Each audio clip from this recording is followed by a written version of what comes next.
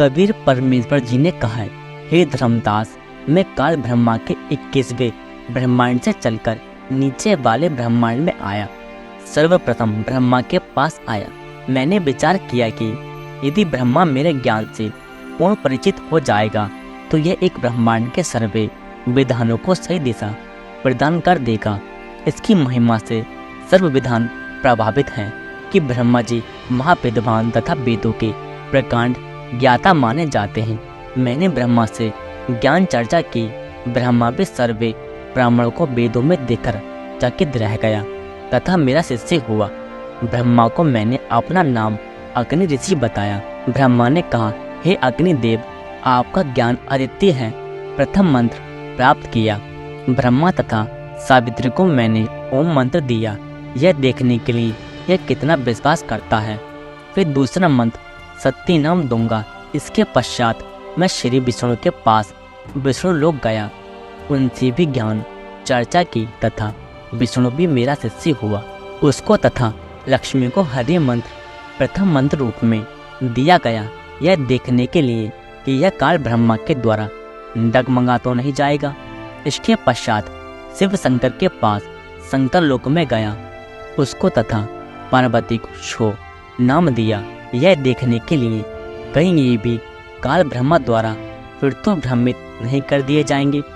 उसके पश्चात अन्य ऋषियों मनु आदि से ज्ञान चर्चा की, परंतु मनु आदि ऋषियों ने काल प्रभाव के कारण मेरे ज्ञान पर विश्वास नहीं किया।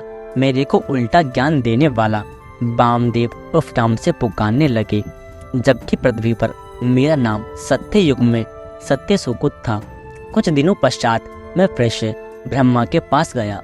ब्रह्मा से ज्ञान चर्चा करनी चाहिए तो ब्रह्मा जी ने अरुचि दिखाई, क्योंकि जब काल ब्रह्मा ने देखा कि मेरा ज्येष्ठ पुत्र ब्रह्मा को तत्व ज्ञान से परिचित किया जा रहा है, उसने सोचा यदि मेरा पुत्र तत्व ज्ञान से परिचित हो गया तो मेरे से घृणा करेगा तथा जीव उत्पत्ति नहीं हो पाएगी। मेरा उद्धार कैसे भरेगा, क्योंकि काल ब्रह्मा को 1,00,000 मानव शरीरधारी जीवों को प्रतिदिन खाने का शाप लगा है।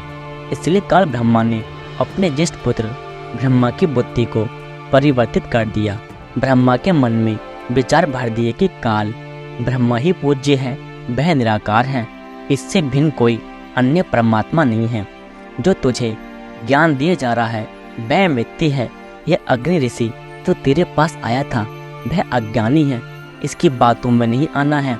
हे धर्मदास, ब्रह्मा ने काल ब्रह्मा के प्रभाव से प्रभावित होकर मेरे ज्ञान को ग्रहण नहीं किया तथा कहा, हे ऋषिवर, जो ज्ञान आप बता रहे हो यह अप्रमाणित है, इसलिए विश्वास के योग्य नहीं है।